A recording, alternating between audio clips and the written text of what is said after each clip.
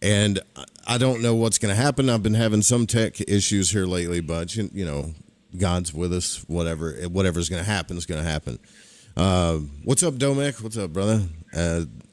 So channeling is a subject that has been here lately, like a kind of a, I don't want to say a sensitive, but a popular topic, because you got people like Bashar. We've listened to the Monroe tapes when people channel. And I remember last time we talked to DeBord, he talked to us about, well, he has a thing going in his podcast and channeling as well. So JM is here with us. We know him as well as from Dreams 123, also an author. I still love the book that he wrote about nightmares. That's my favorite book. And now he's got a podcast going. And I don't want to speak too much for Jay, because I'll probably screw it up.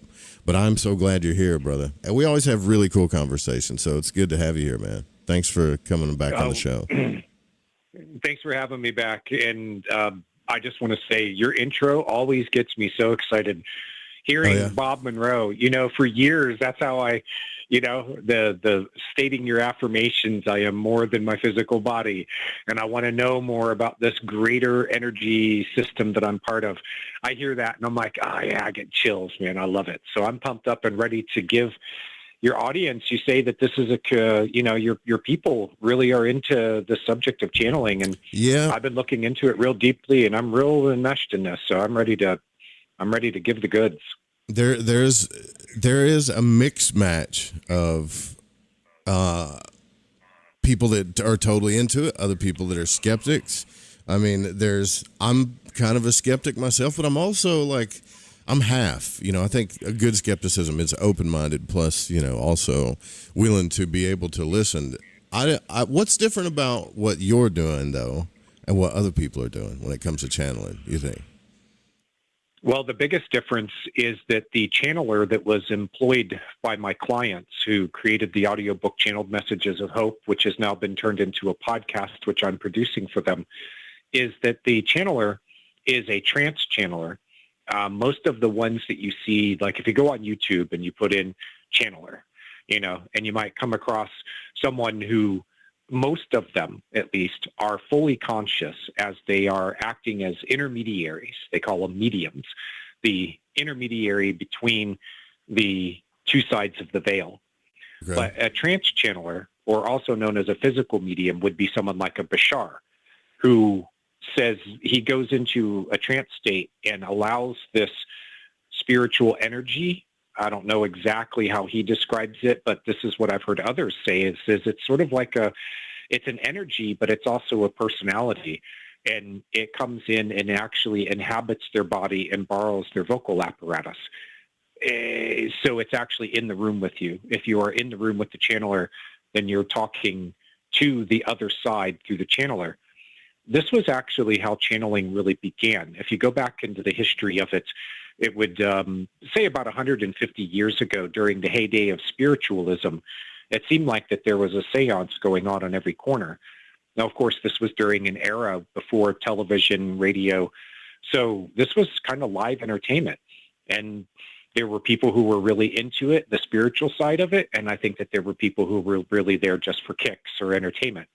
They didn't have anything else to do. They couldn't turn on the tube. They couldn't go and watch Lighting the Void, you know. So they're looking for something to do. And when the channeler came to town, or wherever they were, you know, located at, it was a kind of a big deal. Those early channelers tended to be the trance channelers, the physical mediums. Leonora Piper is a very famous one. She was studied by some of the biggest names in science of her time, including William James, who's the father of modern American psychology. He actually was the dean, or the department head at Harvard, wrote seminal books on the subject. They brought in people like Charles Richet, who was a Nobel Prize winner. They sat in for these trance channeling sessions, and they came away saying basically the consensus among these scientific minds who studied this was that something was going on. We couldn't prove that they were actually talking to the other side, but the channelers were able to convey information that couldn't have been known to them, and was not general, like cold reading. These were darkened rooms. They didn't know who was coming in for the sitting. It's kind of like, was it like seances? Is that what you're talking about? Kind of like it'd that? Be, yeah, it'd be kind of like a seance, although with the channeling, there were people in the room who would be watching and participating, but not as sort of like summoning the spirit with everybody sitting around a table with their hands held together, chanting and something like that. You know, it wasn't how it worked. You had a channeler and then a person who was the sitter, who was the person who was being given the reading. And they were the channeler would tune in and say, okay, there are these people on the other side who want to give these messages to you, the sitter. But then there would be these other people in the room, such as William James and Charles Richet. Myers was another very famous name back then, who wrote an entire, like, huge seminal tome of a book on this subject, the scientific study of channeling. And they were basically, what they used to call it, the nickname for it was telepathy with the dead. And what they were trying to do was prove that there was an afterlife. And I think that this is where by having that as your stated goal, there was a whole branch of the intellectual elite who could never swallow this as being real, because they were devout atheists. And by trying to prove that there was an afterlife, and by proving there was an afterlife, you're proving that there was a God. They're trying to do it scientifically. There was a whole crowd in science who would never, ever accept this as real. So that division has continued ever since then, even though there were the people who sat in on this and then observed hundreds of hours of these sessions said that if it's not channeling, if they are not talking to the other side, then it is some type of extraordinary psychic gift. And either way, we should be looking at this as scientists with an open mind, because we have produced the evidence that says that these channelers, are mediums, are giving information that could not be known to them about the person who is the sitter. Like, they would bring up memories like, okay, I'm contacted now with a spirit who says that he was your Uncle Joe. Yeah. And he remembers when you were 4 years old that you told Uncle Joe that you wanted to be a doctor when you grew up. Okay, something very specific like that. And they'd be like, yeah, that's right. When I was a little kid, I had this conversation with Uncle Joe. And Uncle Joe says, it was at your 4th birthday party. And they're like, yeah, that's right. Information, really obscure and detailed information like that. There have certainly been people who are frauds, people who claimed they were doing cold reading or hot reading or something other than what they claimed to be doing as some kind of psychic connection with the other side. But then you had people like Leonora Piper who were most certainly doing it out of some deeper capacity. They weren't doing it to show off. They weren't doing it for the money. They weren't doing it to deceive people. They were doing it because they thought that they had a gift. Sure. And our channeler, the girl who did this, for one, she's not a professional. For two, she wants to remain anonymous. She's a California girl who works in finance. Like, she works for some Silicon Valley financial firm. And then on the weekends, this is what she does. She does channeling. She developed this skill to be able to shut down her chakra system at its roots, but then open it fully at the crown. And she says that the spirit, she invites them in, and she can feel them come into her energy system through her crown. And when they come in and they get settled in, she tunes out. She doesn't remember anything about it when she's done, but they can have fully articulated conversations with the spirits. And my clients ended up doing this with 19 people from history: Einstein, Gandhi, St. Francis, Teddy Roosevelt. Their focus was on climate change. They wanted to get answers from the other side about climate change. This wasn't really what they set out to do originally. There was a group on the other side that's known as the Council, and it's these ascended souls. Like, they're people. They've made these advancements. Think like Jesus type of characters who figured out who saw what they were doing and said, what we would like we have a mission for you if you're willing to accept it. We would like you to talk with these different historical people who can give you answers to some of the biggest questions that we face about climate change and global warming. This is our priority because the planet is struggling. And so they went off and did like 30 hours of interviews with these souls through the Trance channeler. And then we compiled it all together and channeled messages of hope. So it's pretty amazing, Joe. That's pretty cool. So how do we, I mean, first off, man, it takes a lot of guts to do this, brother. I got to tell you. I mean, it just does. Because I'm not even listening to the Monroe tapes, you know, all the Monroe tapes that they have, I'm skeptical about a lot of that stuff. When I did a past life regression, I did understand like hypnosis when it was over. But at the same time, I also was like, my brain felt like that it just had to answer some questions, if that makes sense. And I don't know what that means, right? Is that how it works? Is it auto-suggested, right? So when it comes to channeling, we also read the story of like Crowley and his lady when they went to Egypt, and they would always channel through women to get some of this information. So I think a good dose of skepticism is needed for this. Wouldn't you agree? Oh, I agree, because there are people who can work the margins with something like this and try to present themselves as something that they're not. Yeah, it always happens with anything that involves these kinds of gifts. You're always going to have people who are going to try to take advantage of the gullible, people who will, be happy to be like, oh yeah, I'll tell you what your Uncle Joe told you about, I'll be happy to be the medium, just pay me my fee and I'll tell you anything you want to know. And you get people who are gullible enough to believe it.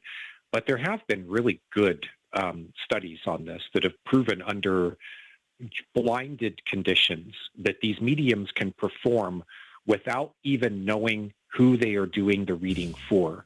They're not in the same room. They don't know the person at all. They don't even know their gender.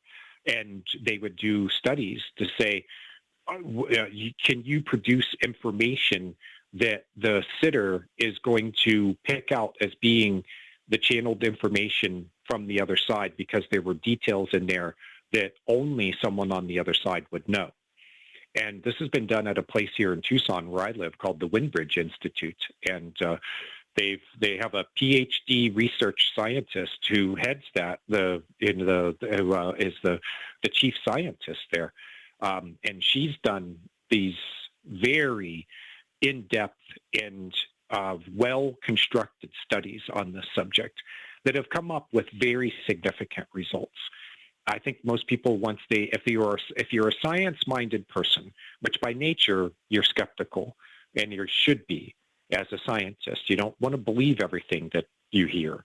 I think it was Plato, or maybe it was Aristotle, who said that a good mind, like a good philosophical mind, can entertain an idea without necessarily believing it.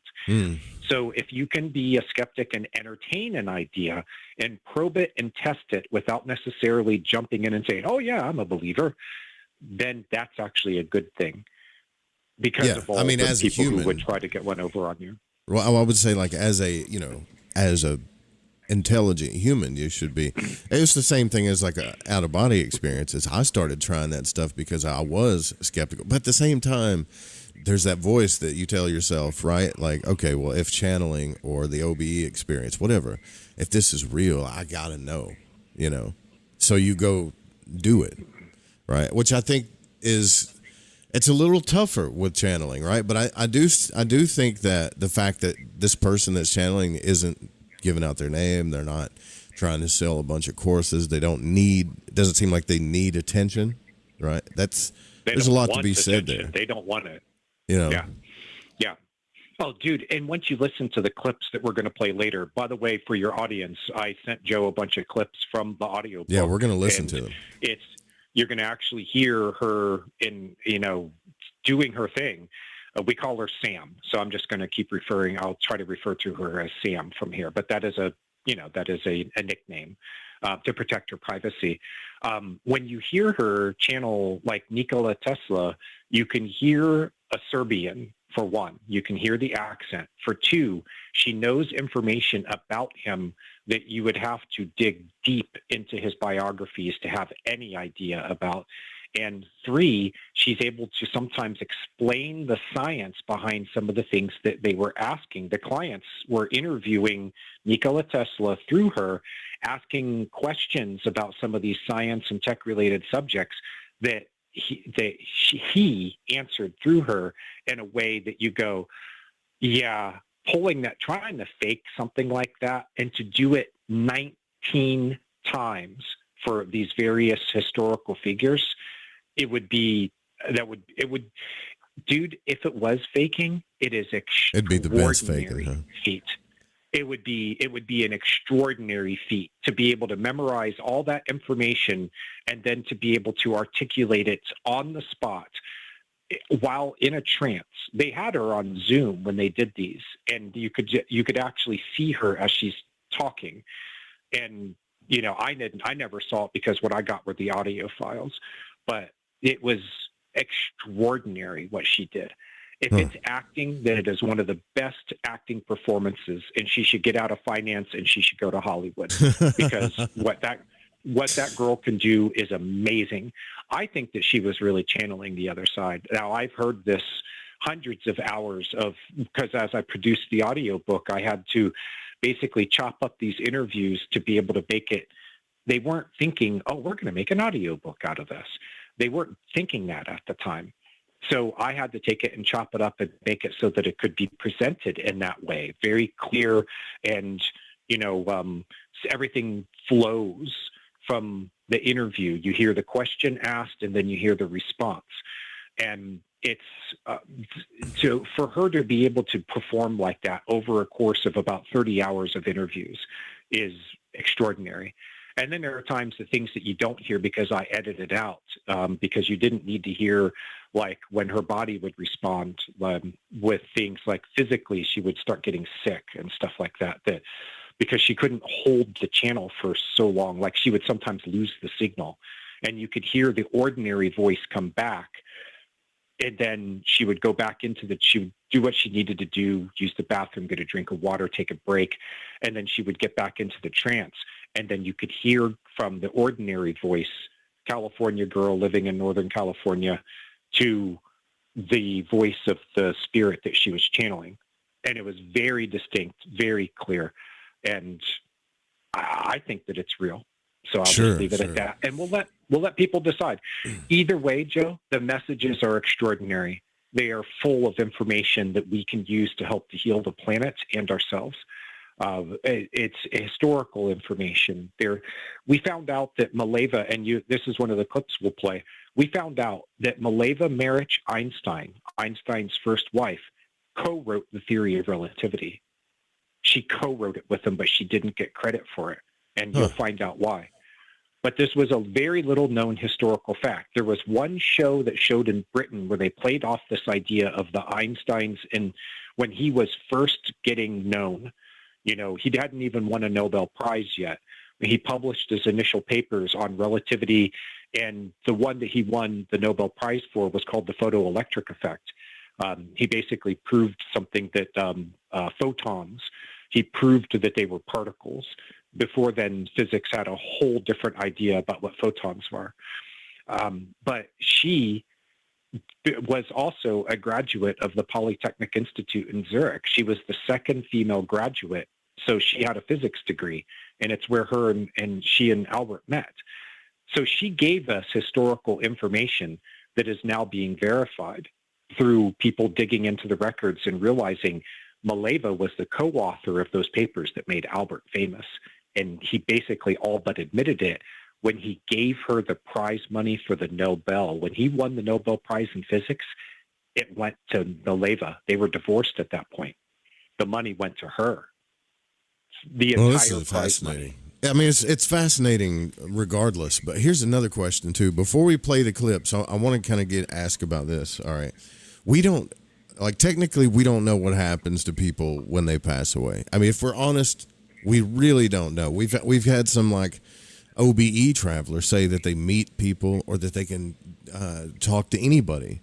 Now, my question is, are these people really gone as individuals, Or is it like an energy that exists inside of the collective that we can pull from? Or maybe it's a little of both, right? Like the individual themselves may disappear, but I guess the egregore or the idea of a person still exists within the collective kind of thing. Do you see what I'm getting at? Like, it's a mystery to me what happens to people when we pass away. Like, if I was religious, obviously, I'd tell you, well, we go to heaven or hell or whatever, but that's not the case. Like, in the OBE experiences, they would run into people that have passed away, and there's channeling sessions there's a few eerie ones, actually, but eventually they kind of they dissipate or they go into this place, but still yet other OBE people can like call them in, like their parents or people that they always wanted to meet or something like that. You know what I'm saying? Like there's a mystery there too,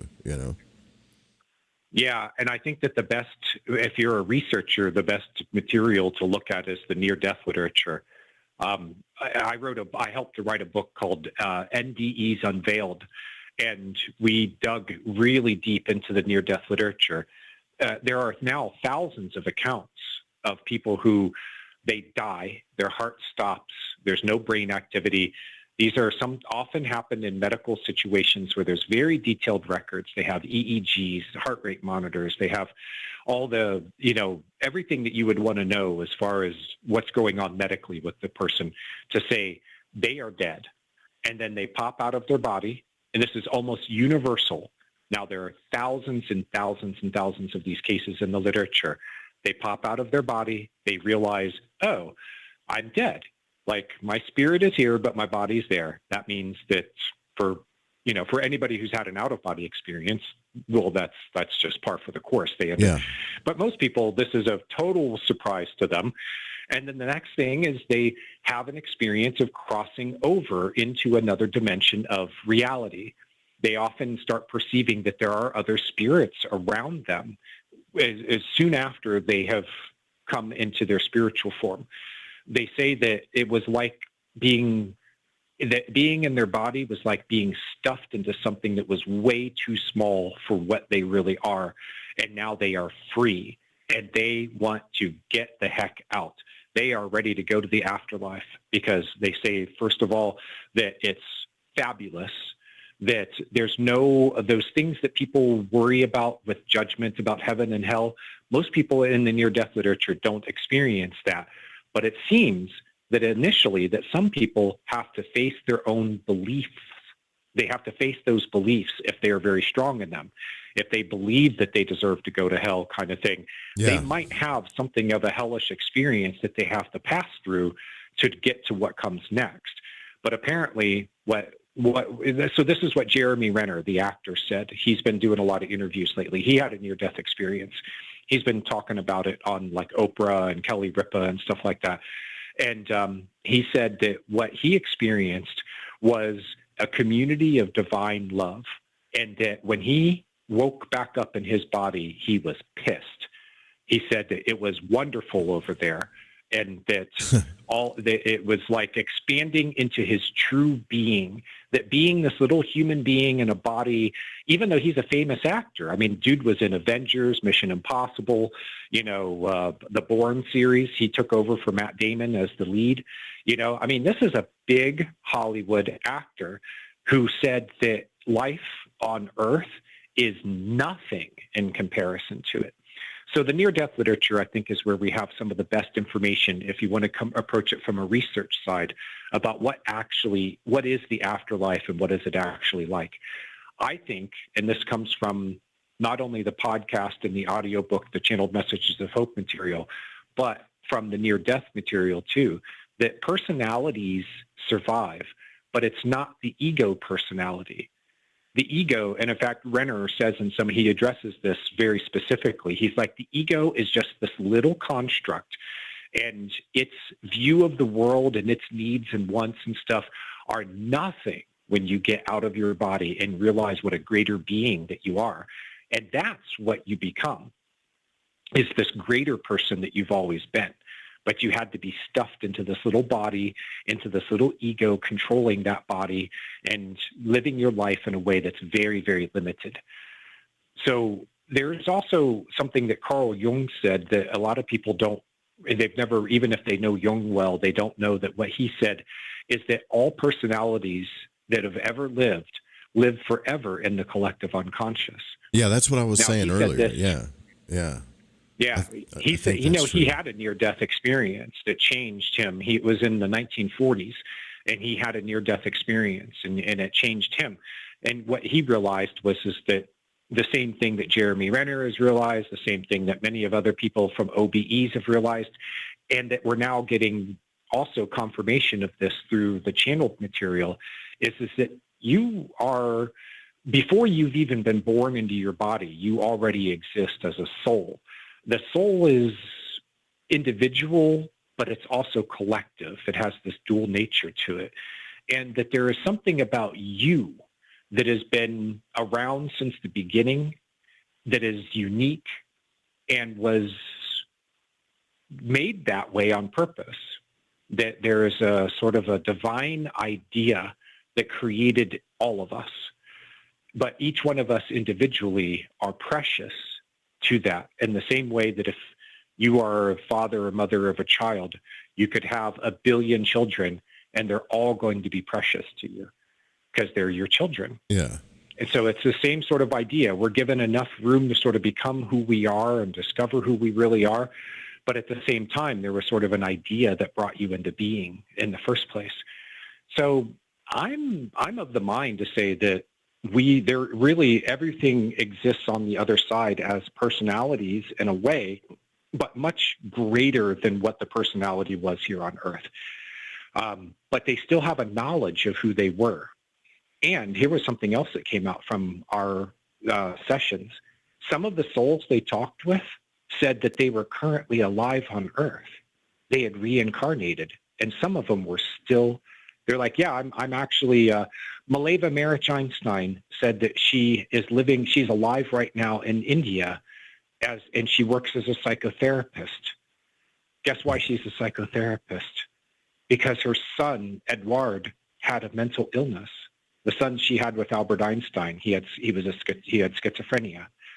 She said that that experience in her life made her want to come back and reincarnate as someone who could help people like her son Edward, because she couldn't do it when she was alive as Malava Maritch.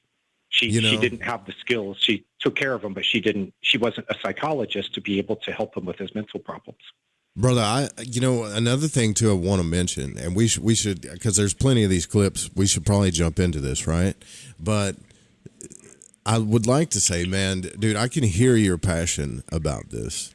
And I know passion doesn't mean facts, but it means a lot, right? Because the passion that I hear in your voice about this stuff, JM, is the same way I felt when I had my first OBE, that first etheric, life-changing OBE, right? And I can hear that same kind of passion in your voice about this stuff, man. So before we play this, thanks. How has this affected you? Well, it's expanded my ideas about what the afterlife really is and what it's like. When you're hearing these clips, I want people to remember that you're basically hearing the other side speaking through a human being, but you're hearing the other side and you're connecting with them. Because some of these things that you're about to hear are going to be provocative, interesting, informative. It's going to expand your knowledge.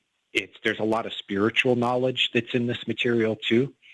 And you are actually, when you absorb that into you and you start thinking about it and connecting with it, you're actually connecting with the other side. So I've been doing this as I go along with this and I listen to it. And I also now have, what I feel like are some connections with them, because I have to take this material and turn it into podcasts and, stuff. And I have to make a lot of decisions as I go. And sometimes what I'll do is I'll tune in to them. Like, I'm not a channeler. Okay. That's not what I do. But I think that this is something anyone can do. And I think that they're communicating with you all the time. You have your shared interests and passions with the things that you do as a human being, whether with your heart or with your mind or with your body, that you can resonate with them and they connect with you. Now, this is happening to everyone all the time. We call them spirit guides. Now, for most people, though, they have no idea that they are actually in such intimate contact with the other side all the time. But one of the things that comes out in the material, the channeled message material, is that you can consciously ask for their help. So I've been doing that. And there are times I'll get these creative inspirations. I'll be like, okay, I'm stuck here. Mr. Gandhi, I'm talking about your life and your principles that you used of nonviolence and, connection between your heart and nature and stuff like that. I'm like, dude, I got to turn this into a story. I'm sitting here with a pen in my hand and a blank piece of paper. Help me. And then, boom, there it is. I mean, it doesn't happen every time instantly like that, but I've had it. It was like, okay, there it is. I see the storyline. Yes, this is how I can present the material. Sometimes it's like, well, is this what you really meant by this? And I'll get clarifications. They'll come into my mind. And I'm like, I am actually tuned in with these people on the other side. And so that's one of the big ways that has affected me and changed me. I mean, so you're starting to realize that you can communicate. Basically what you're saying is I can communicate with the other side. This is a big deal. Everyone can, and they're doing it all the time. Nikola Tesla, and you'll play one of these clips here in a minute. You might start with that one. He says he comes to people in dreams. He says he sends them pictures. He said that he's working with people who are physicists and inventors in the world today who are working on things like nuclear fusion technology. He said he's working with people at Elon Musk's company, the Tesla Incorporated. He said some of the scientists there, he actually sends them ideas, and that they on the other side will be working on these things as a group. Like Tesla and some of these other scientists who were interested in the same areas actually collaborate.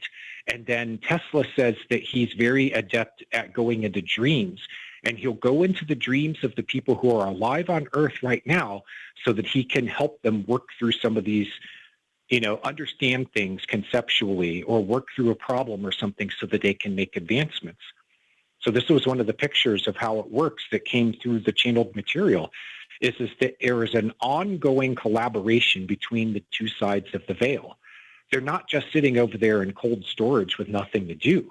Their passions and their interests continue, and they work on things so that they can send their ideas to us on this side so that we can make advancements, whether it's in science, in art, sometimes in politics. And so, yeah, dude, it's pretty amazing. Do you want to play that Tesla clip first? There's a little bit of music with it. There's one that's entitled Short Dreams, and then there's Tesla from the other side.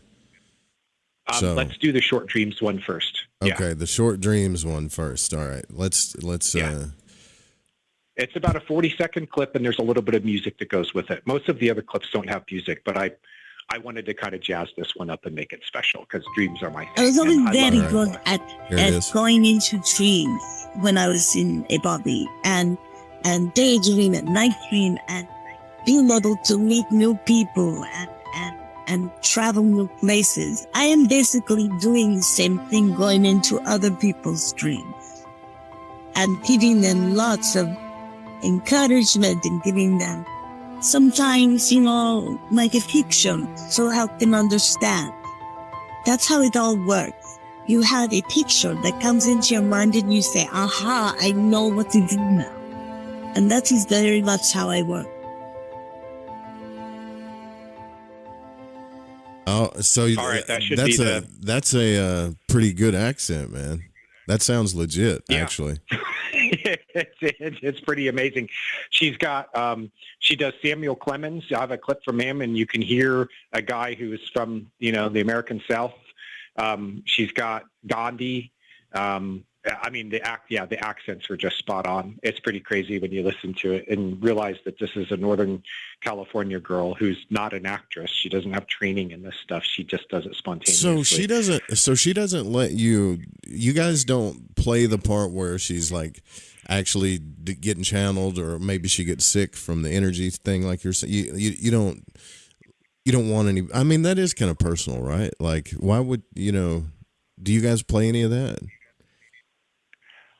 She doesn't allow. Yeah, she doesn't want any exposure for who she actually is. Gotcha. I don't. Okay. I don't even know what her real name is. But I know her biography, and because I had to. It's presented in the audiobook about her process and how she came to this. She was an animal communicator. She said that she grew up on a farm, and she realized that she was getting these telepathic pictures in her mind from the animals, and that she could tell when they were in distress about something, or they needed help, or they just wanted to talk, apparently, that they don't talk, they send pictures, images, telepathic images, which is what Tesla says in that clip. He says, I will send them a picture in their mind to help them to see what it is they need to know. And all of the information they need is there in that picture, which, by the way, is how a lot of people have made discoveries through dreams. The periodic table came to, his name, I won't get stuck on it. Anyway, the guy who invented the periodic table said that it came to him in a dream, and he saw it all just right there. It was like a picture in his mind. He woke up from the dream with that picture in his mind. It became the periodic table. So the way that what he says in that clip is basically that he, while he was alive, was very good at working in the dream world. He could, apparently, from the way he describes it, it sounds like Tesla was adept at out-of-body experience and going into the lucid dreams and things like that. He says that now on the other side, that because he was so good with dreams while he was in his body, that this skill carried over, and that he is able to use it to go into the dreams of people who are alive on Earth and communicate with them by sending them these pictures in their mind to help them with whatever it is that he can help them with. That's really cool. I think we should play the other Tesla clip. Do you want to hear it? Yeah, you go ahead. This is a pretty remarkable one, too. Go ahead and play it. And then this is about him when he talks about how he can be accessed to be sort of like your spirit guide. He can be available to you if you want. But we'll let him play. You go ahead and play that clip. Okay. Can you tell us if you are now part of a scientific working group or a think tank where you are collaborating with other inventors and scientists? Yes, I am. Yes, I am. Yes, I am. That is part of what I do. That is who I am. I want to help. And it's not that every idea comes from me. Please do not misunderstand. But I was always very good at going into dreams when I was in a body, and daydream and night dream, and being able to meet new people and travel new places. I am basically doing the same thing, going into other people's dreams and giving them lots of encouragement and giving them sometimes, like a fiction, so help them understand. That's how it all works. You have a picture that comes into your mind and you say, aha, I know what to do now. And that is very much how I work. Man, I have dreams like that. I have dreams like that too. You're not trying to put my stuff into it, but that's pretty much what happens in my dreams sometimes. Like, why did I see that? What was that about? Like you just see a picture of something, Yeah. And I think that this is happening all the time. There is what Robert Moss, one of the famous teachers of the shamanic ways of dreaming, calls social dreams. He says that during certain stages of sleep, and Bob Monroe, by the way, identified it as being during the delta stage of sleep, the deepest, slowest brainwave state of sleep, said that we actually have OBEs nightly, and that we go into a social environment where we connect with other dreamers and also people on the other side who apparently are experiencing life out of body like that as like a dream. Yeah. So I sent you the wrong. There was the clip that I wanted to send you. The second clip was about him talking about his collaborations with people on this side, and not just through dreams, but through this sort of process of interaction. The way, and I already covered a little bit of it earlier, where he talks about how he talks with people from Tesla, and other people who are working for other companies and institutions, universities, stuff like that. But that you can, if you are someone who is working on this kind of stuff, that you can actually consciously connect with him. If he's one of your inspirations, if Tesla is like one of your heroes, then, you know, that would be the kind of thing that would create a resonance between you and him, and that you can consciously decide that you want to access him. Huh. And the way they describe it is that everything everywhere is connected all the time. So It's not like you picking up a telephone and you got to dial Tesla's number. He says that one of the ways that you can do it is basically you keep a picture of the person in front of you. And if you need that to help to concentrate on them, and you just basically meditate on them and think about him and just reach out through your heart to connect with him. And he's like, it's not as mysterious as what it sounds like. He's like, this is the very nature of how the universe works, that consciousness is shared. So all of us are connected together through our consciousness. It's just while we're in a body, we're very limited in what we can perceive at any given time, because we have to be able to live our lives and focus on the things that are right in front of us. Yeah.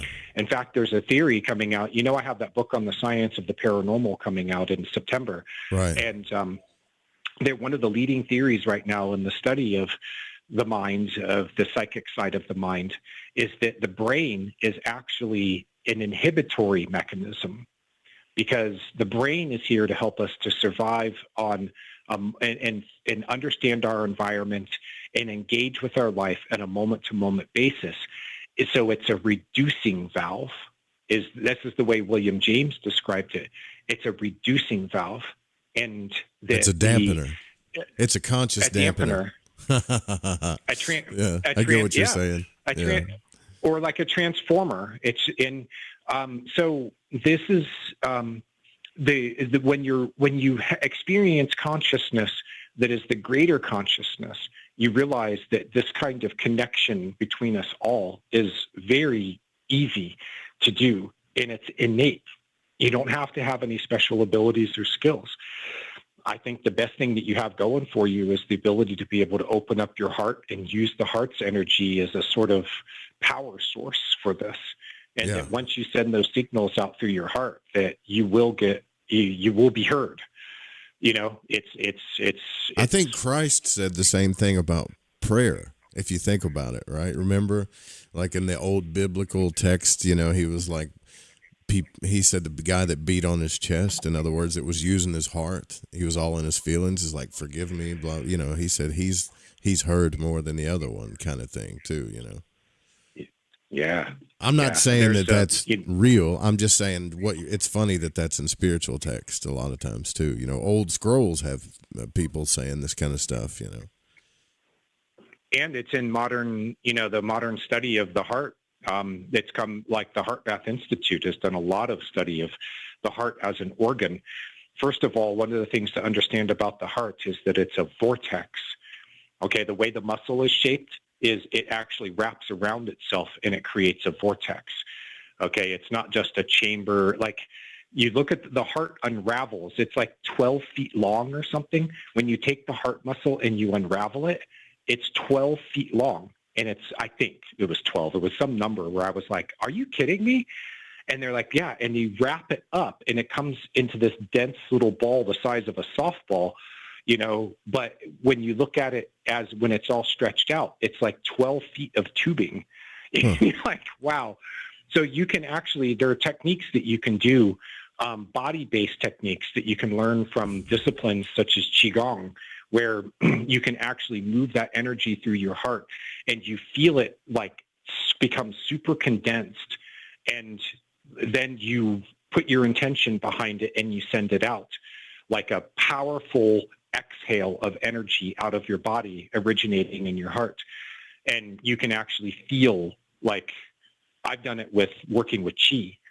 And where I Jason can Quitt direct the talks energy. about that too. Yeah, he believes wholeheartedly in it. Like he said, it changed his life. Right, like when he started having out of body experiences, and was having all kinds of crazy things happening, not just mentally, emotionally, and stuff. And it wasn't until he got involved with that things started to kind of balance out in his life, and he understood the energy better. And it'll call you to work with it and become part of the field. And what I mean by the field is that there is a larger field of energy that we are immersed in. The entire universe is energy, but there are these fields that you are part of, and most people aren't conscious of it at all.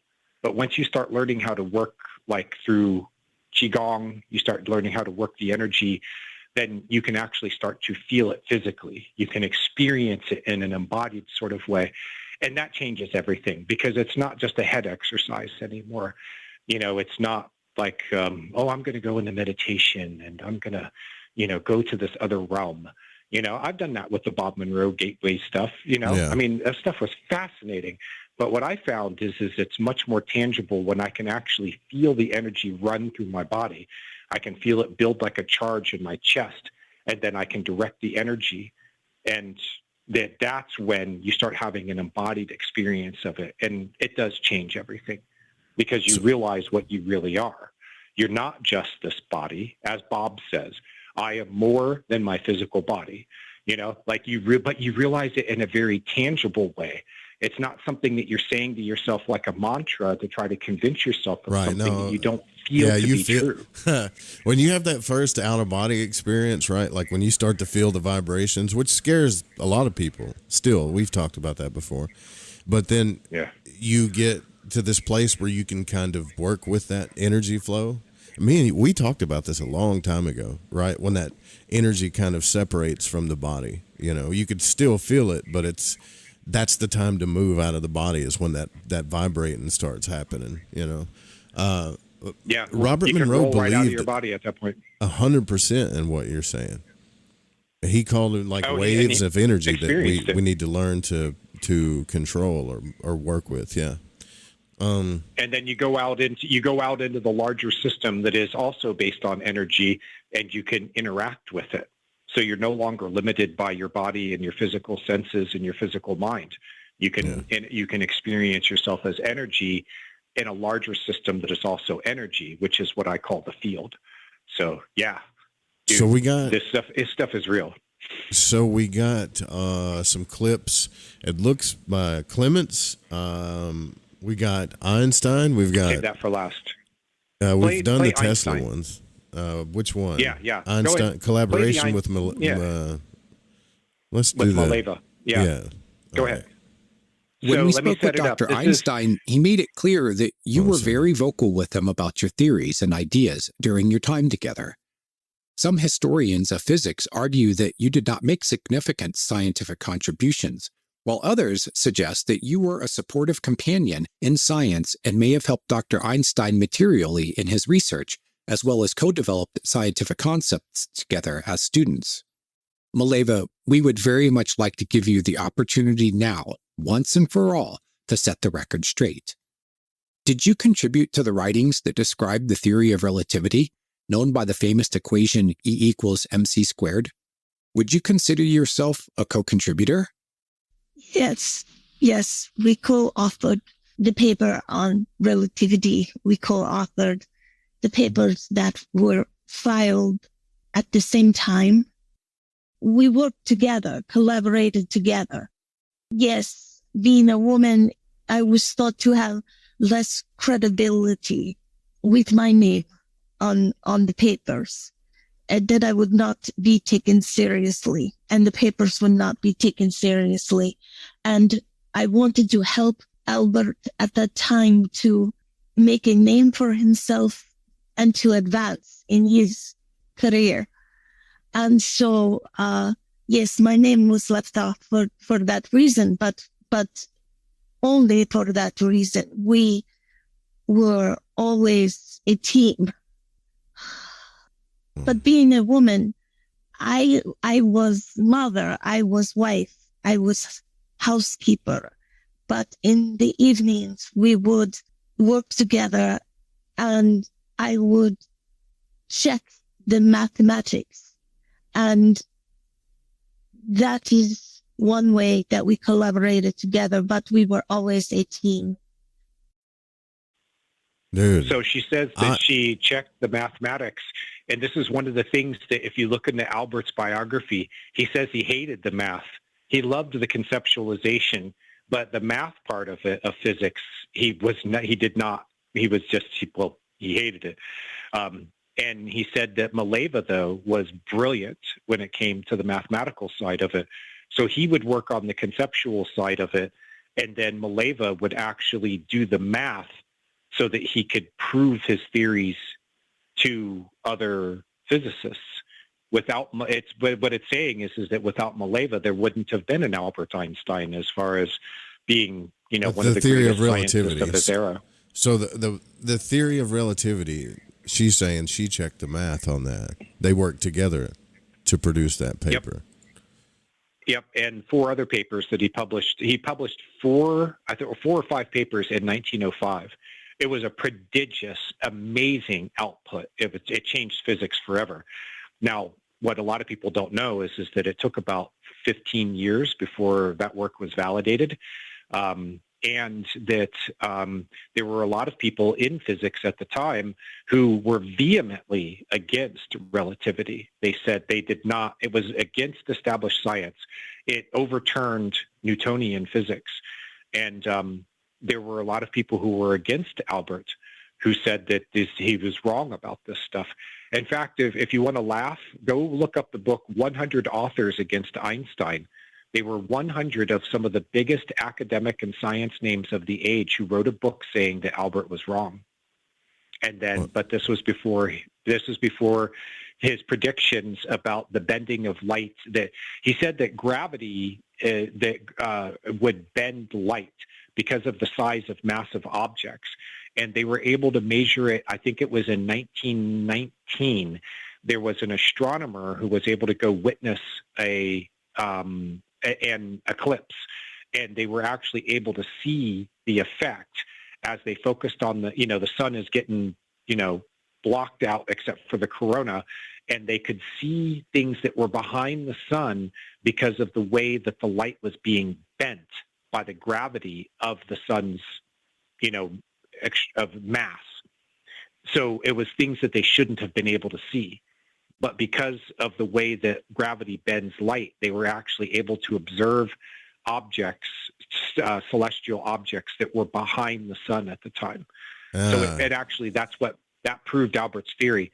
But yeah, to get back to Malava, and I feel like she was given a really short, she should be remembered now in the same breath as Albert, as far as being one of the greatest physicists of her age. It sounds like something a woman would do too. I'm not trying to be that way, but it does. Like, women help dudes, especially like when dudes are really passionate about stuff. Men, when they're going after something, a good woman will get behind them and kind of try to help it happen. And it seems like I don't know. That one sounded real to me, brother. That sounded legit to me. And dude, this is information that you wouldn't know just by reading an encyclopedia entry, about Albert and Malava's marriage. You wouldn't know this information about them. Most people don't know that she was a graduate of the Polytechnic Institute, second female graduate ever from that institution, which is the largest science was at the time, the largest institution of its time in Switzerland. So, I mean, it was a premier place to go and study physics. That's kind of cool. Yeah, actually, she checked the math. Housewife. Yeah, that's pretty cool. But she was an extraordinary physicist in her own right. And she said that she now is one of the things that she does on the other side is that she helps women who are, and all people who feel like they're being marginalized, people who've had to make sacrifices of their career because they have to care for a loved one, things like that. Like she says that she actually helps. This is one of her roles. And this is some of the information that came out, Joe, that I thought was pretty extraordinary because it paints a picture of what life is like on the other side. Yeah. Is that whatever life you've lived in body and the things that you've experienced that make you distinctly you, like Malava having to give up her career to be, and recognition of herself. She had to give that up so that her husband, Albert, could be the great scientist, so that she could raise a son who had schizophrenia. That she had to give all of this up. And she says that she has a special place in her heart for people who are in that position now, and that she connects with them so that she can help them. This came out throughout the material. Samuel Clemens, Mark Twain. Okay, there's a clip from him that I wanted to say for last, but if you want to cue it up, then please go ahead. Because he has a message of hope that I think is very, we need to hear this now because hope is kind of at a premium. But he said that one of the things he does is that when people die from violence and they cross over, that they often don't even realize that they're dead, that they've been through this. They're walking down the street one day and they get hit by a bullet and, like they don't even know that they're gone. Yeah. And they'll be confused when they come over. He said that one of the things he does is that he will be there when they cross over to help them to reorient and understand what's going on, because he experienced a lot of violence in his life. He had loved ones who died from they were murdered or from violence, war, things like that. And he said that it gave him this special way of being able to relate to people who have died violently. They'll come over to the other side and imagine there's Mark Twain. He's waiting for you. It's like a dream. He can create any environment he wants to. He can be like, okay, I'm going to create something for you so that we can sit down and have this, we'll call it a conversation. And it's, he can like, okay, I'm going to have a cabin out here in the woods. We got a big fire going. There's a dog laying there, and now you and I, we're going to go to this place and we're going to have this conversation, and I'm going to help you to orient, to understand that, well, yeah, you died. You were walking down the street and some random bullet struck you in the head and you didn't even know. You're sitting there talking on your phone and next thing you know, you're dead. Yeah, I think Monroe had the same thing happen to him when a guy got shot by the police or something, and he didn't know it happened so fast. He said it felt like a pop, and that was it. He was still trying to fight the police, but he didn't know that he was dead. Yeah, and this comes through in the near-death literature too. There was a guy named George Ritchie who, in 1943, he died of pneumonia, and he had a near-death experience. He was brought back to life after 9 minutes of being dead. He said during that time that he had this extraordinary experience in this realm that was outside of time, so that you could have 9 minutes pass while he's dead on a table, and he lived a lifetime on the other side. He said that he saw that there was a realm close to Earth where people who don't realize that they're dead or don't accept that fact exist in this sort of in-between kind of a purgatory state. And he said that he witnessed things that were really weird, like people who had been alcoholics and still had that craving for alcohol would hang around bars. They would hang around places, and he said that he saw a sailor who drank himself unconscious, and that he saw a spirit that had been an alcoholic, and still had that craving, actually enter into the crown of the head of that unconscious man so that he could experience that drunkenness off of him. The addiction was still going in him, the spirit. And he said that he saw all these other things that told him actually that you have to go through a period of adjustment, of realizing first that you're dead, and that some of these spirits don't want to accept it. So they stay in this, like a realm that's right next to us physically. They're right here, right next to us. I think that's how poltergeist happen too, man. Things like that. I swear on that show that's on. I think I forget the name of the show.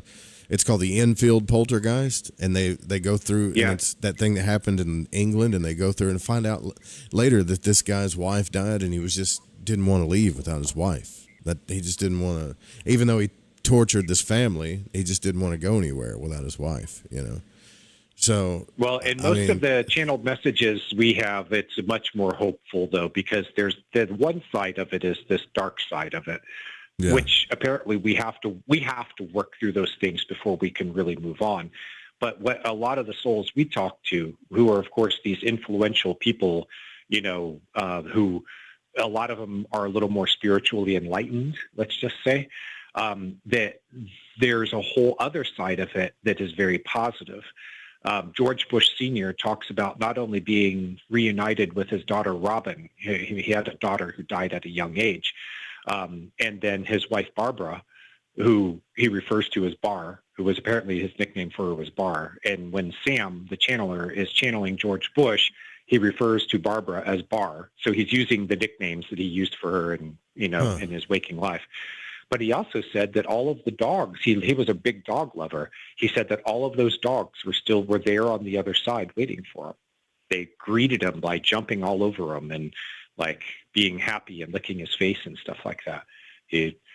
John Muir, the great environmentalist who was the co-founder of the Sierra Club, said that when he crossed over, what he saw was the Sierras. He's like, it wasn't exactly the Sierras, but it was this most beautiful, stunning nature scene. And when he crossed out of his body and he crossed over to the other side, that's what he saw. Wayne Dyer said that he died in Maui. When he died in Maui, that the first place that he went to in the afterlife was a replica of Maui. So we can have very good experiences too. And dude, one of the things that will change your life, maybe, but I tell you, it's done this for me, is it really makes you want to build up as much goodwill as you possibly can before you cross over. Yeah. You don't want to cross over in conflict. You don't want to cross over with, you know, bad relationships, with guilty conscience, things like that. If you can take care of that stuff and get it out of the way and bring as much love with you when you cross over, then it's going to be a much better transition for you than if you were somebody who was angry, you know, addicted, crazy, whatever. I get you. The more your heart is open and Let's play this. Enough about that. I just wanted to make sure that side of it is told too, because it's very positive and hopeful. Yeah, because it's scary. Okay. You're right. It's good to say that because it scares. Some people get scared. You know, like it's good. It's good to talk about that. It's not hard to open your heart. We overcomplicate it sometimes, I think. So yeah, we do. You know what I mean? It's not hard at all to love and open your heart. It's really simple, and we just overcomplicate it. It's like, in my opinion, is one of the most love and opening the heart is one of the most overcomplicated, stupid thing, like as far as ridiculously overcomplicated things, you know, in my opinion. Making it sound like it's a lot harder than what it really is. Yeah, but at the same time, if you've had experiences that have closed you down, then yes, hard. It can be hard. Yeah. And I'll tell you, if you can have an inspirational figure that you can tune into, and with someone like a Wayne Dyer or a St. Francis, who are two of the souls we spoke with, then they can help you with that. You just open up and say, my heart is closed and I don't feel the love. I need to fix this. Will you help me? And that's all you got to do. Not all. I mean, that's the start of it. But they will respond to you. They've made it very clear in the channeled material that they are there. This is what they do. They love doing it. And that the humans here, they understand what life is like. They're like, look, I've been there.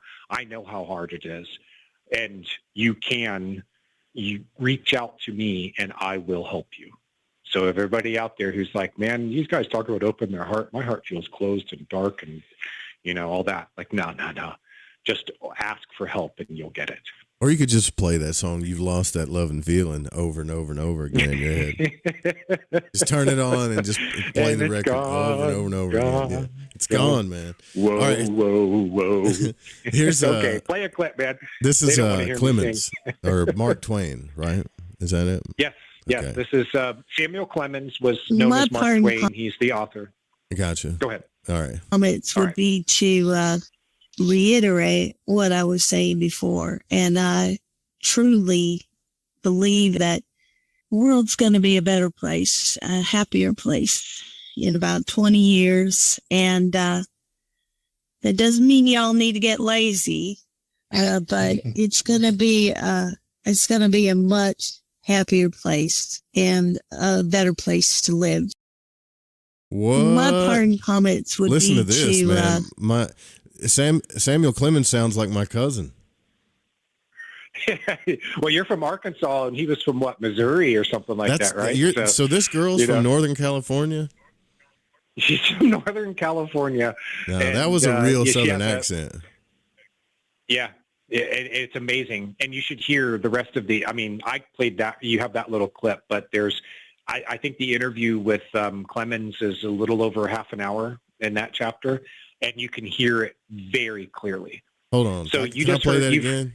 I got to play that again. Yeah, go ahead. It's a short clip. So, my parting comments would be to reiterate what I was saying before. And I truly believe that the world's going to be a better place, a happier place in about 20 years. And that doesn't mean y'all need to get lazy, but it's going to be a much happier place. And listen, man.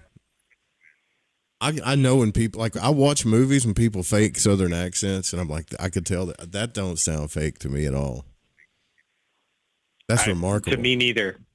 And if you can hear the rest of it, it's clear. And it's not just the accent, it's the delivery, it's the sense of humor, it's the personality. He is hilarious when he's speaking through Sam, and some of the stuff when he folksy, telling stories. It's like you're sitting in the room with Mark Twain as he's spinning a yarn. It's amazing to hear. And then the next chapter will be, Gandhi. So now you got the Hindi accent. And the next chapter is Einstein, and you can hear that German accent. And then the personalities of these people come through. Some of them are American. A lot of them are just kind of standard American. But you can hear the perspective of the person. We had one, and you might put this on there. Where was Clemens from? What state was he from?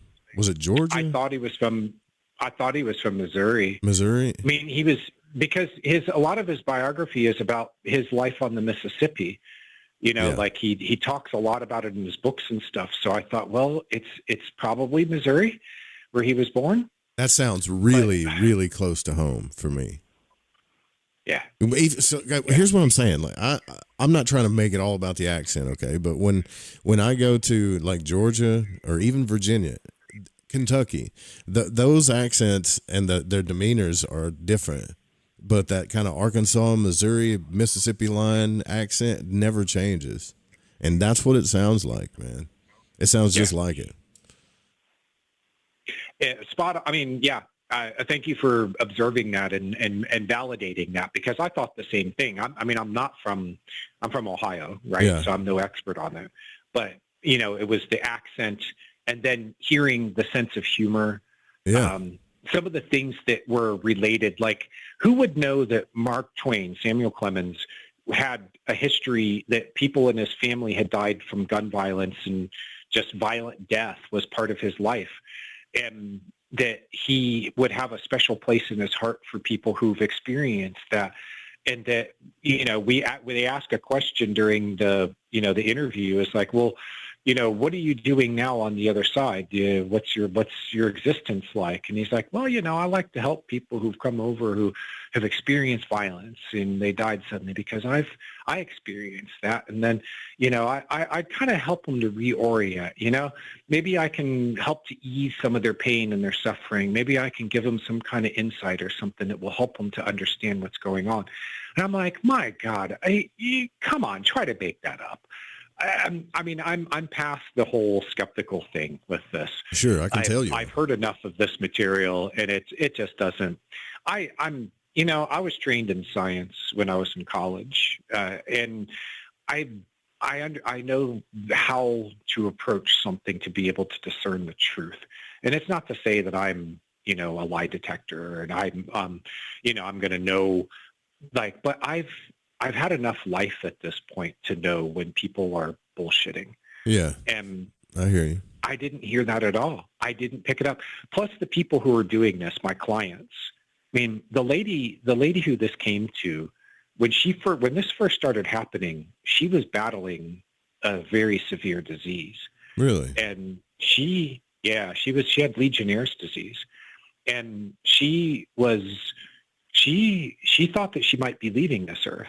She was ready to go because she was in such unrelenting pain that she didn't think that she could hold on any longer. And the other side started contacting her saying, you've got more to do, girl. So we got to get you through this because there's something that you planned to do with your life and you haven't done it yet.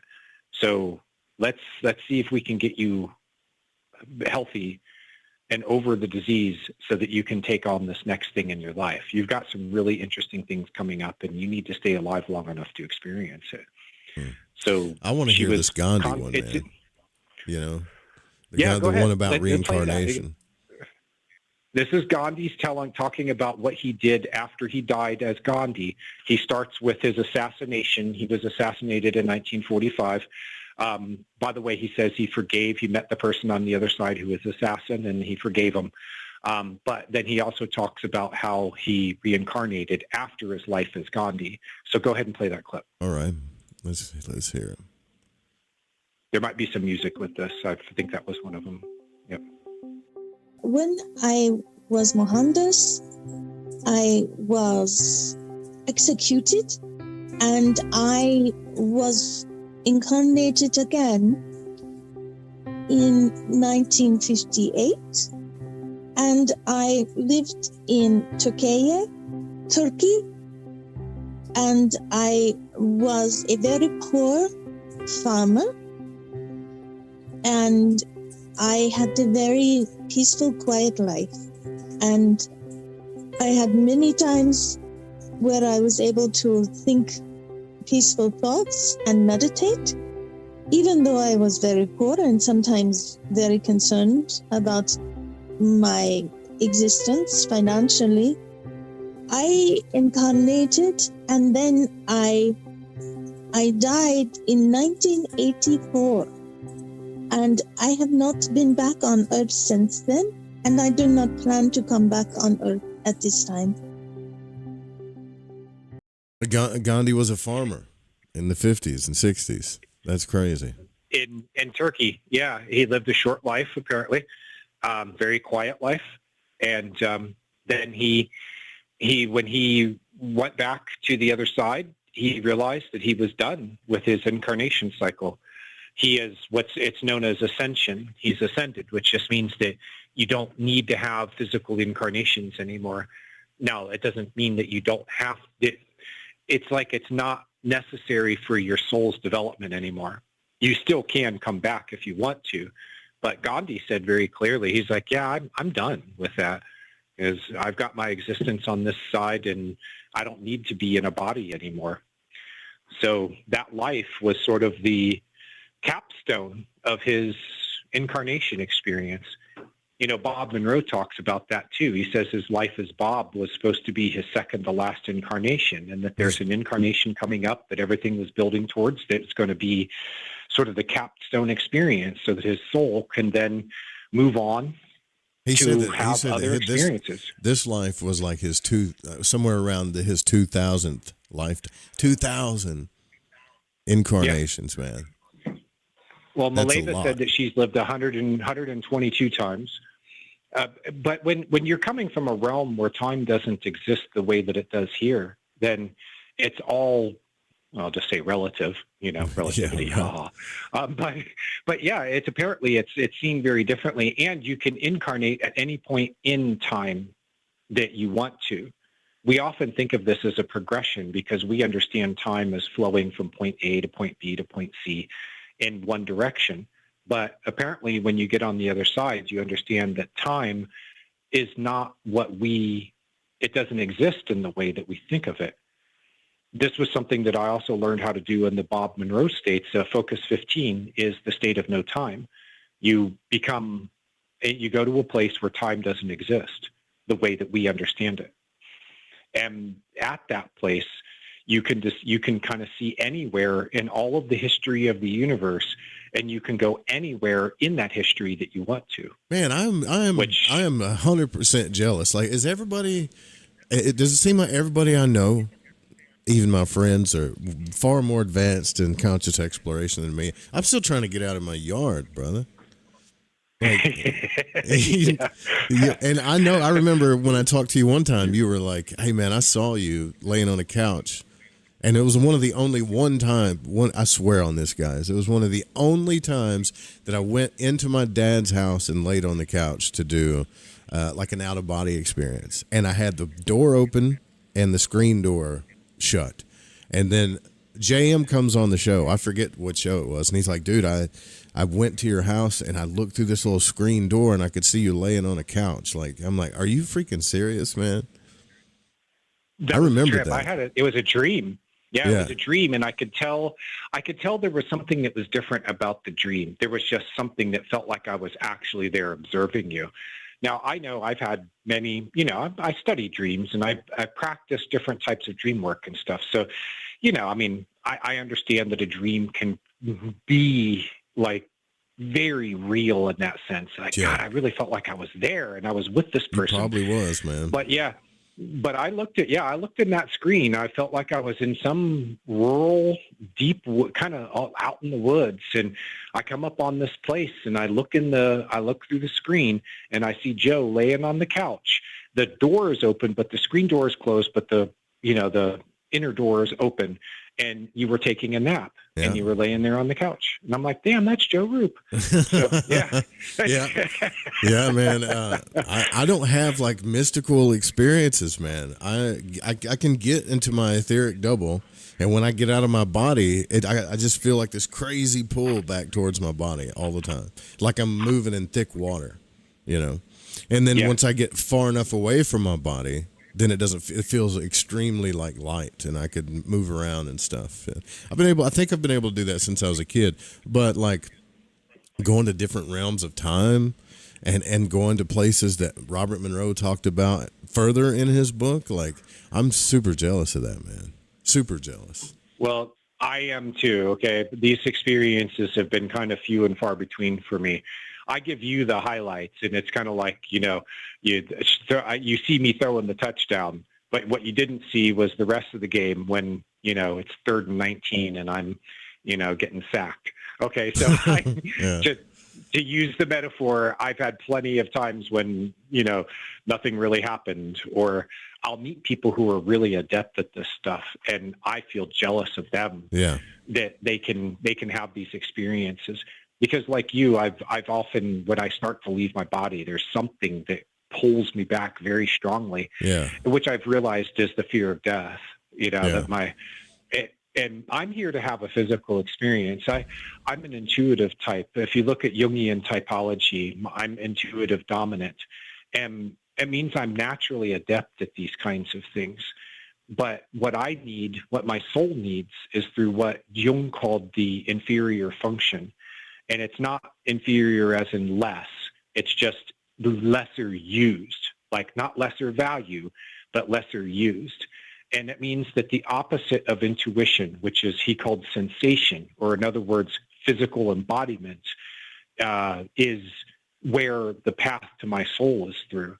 So I need to have physical experiences of things. I can do the mental stuff. I'm really good at it. I'm built for it. Okay. That's just the way I'm built. I'm an intuitive dominant. I'm built for this stuff. But that's why I've been learning things like Qigong, because I can then have it embodied through. When I feel that energy run through my body, I'm like, this is a real thing that I can experience it within my body instead of just in my mind's eye. Sure. That stuff is easy for me. So yeah, man. I meet people who are really good at this, and it just makes me jealous. I get jealous of that stuff sometimes. But I got some. I mean, I don't want to not be able to play all these clips before you run out of time. So we got about 30 minutes left. I've got TR calls for third party. We did the Gandhi one. I've got Yep. Francis clip, Earth is Living. Okay. Oh, yeah. Let's hear this is Francis of Assisi. He was one of all of these interviews were extraordinary, but Francis was one of the ones, him and Wayne Dyer just blew me away. So yeah, go ahead and play the one from St. Francis. Okay. All right. The planet is a living, breathing thing. And if you were treated as such, you would also be angry. And the lesson is that we need to come together and we need to be kind to each other and honor each other. We need to love each other as best we can and love everything in our world. And that comes from kindness. And that kindness needs to be shared with our planet. That kindness needs to be shared with the animals. And to see the earth as someone who can read our thoughts, read our intentions, give the earth the respect that we would ask, and that is to be treated with kindness and honor. So basically, the earth is alive. It's a live, conscious, aware being. Yes. Yep. Go to, and I'm going to ask people, go to cmoh.show. That takes you to our YouTube channel, and that can get you right to the podcast, where we did a special edition on this, where it's called Ode to Mother. We just released the video, and it plays clips from Francis and a bunch of others who make the same statement, and we heard it over and over again. The planet is alive.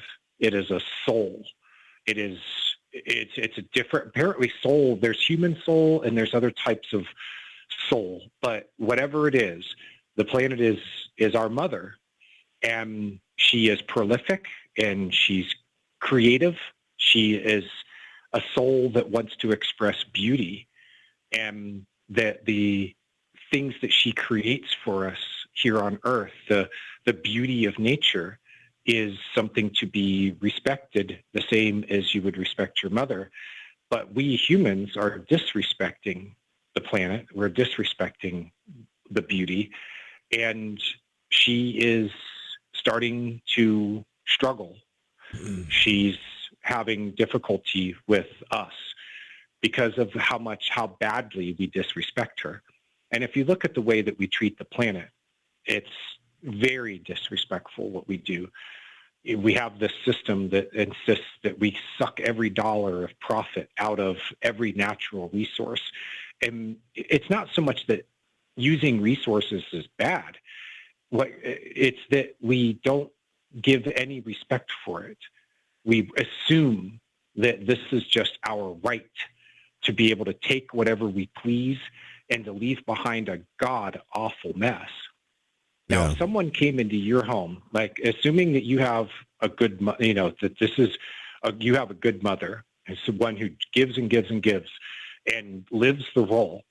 Someone comes into your house, eats all your food, craps on your bed, leaves an ungodly mess everywhere, and then expects you to clean it all up while they go to the next house and trash it. That sounds the way like that we are acting as humans. Johnny Depp's last relationship. I think my point is we treat each other that way.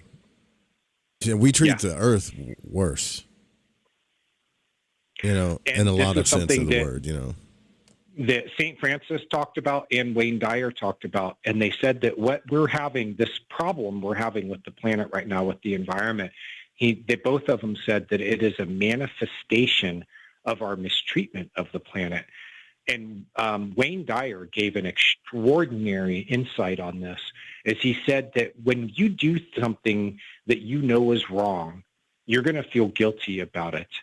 And with guilt comes the expectation of punishment.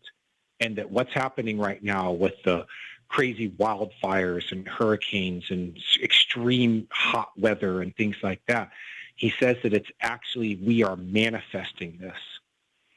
where it's not necessarily, Francis talked about it more as sort of like the planet is actually getting angry about the way we're mistreating it. That's the way Francis presented it.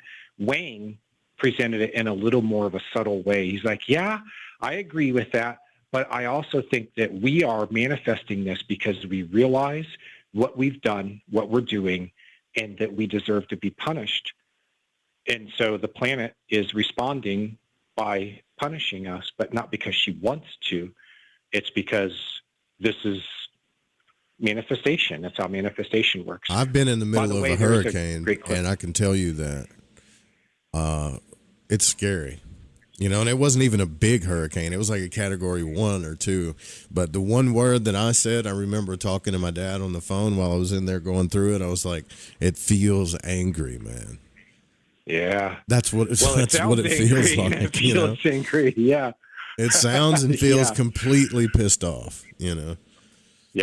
So there is a clip from Wayne Dyer in there, if there's that one that we can get to, because it's the Wayne Dyer meditation. He actually did a meditation for us on how to help to heal the planet. So this isn't just about the problems that we're causing. The book and the podcast, Channeled Messages of Hope, is full of this information also about how to help heal the planet. And so this was one of them. He actually walks us through it step by step, how to do the visualization that will connect you to the planet and help you to participate with the healing. And if you do it while you're listening. Is this the Wayne Dyer clip that says Dyer Earth Meditation, I'm assuming? Yeah. Yep. Okay. Yep. Play that. I think it's beautiful. All right. Our Earth is something to be grateful for. And don't take it for granted. Give thanks for the air that we breathe. Give thanks for the ocean, the rivers, the lakes, the streams, the creeks, for the rain, for the snow, for the glaciers and the Antarctic, for the sky and the stars and the galaxies.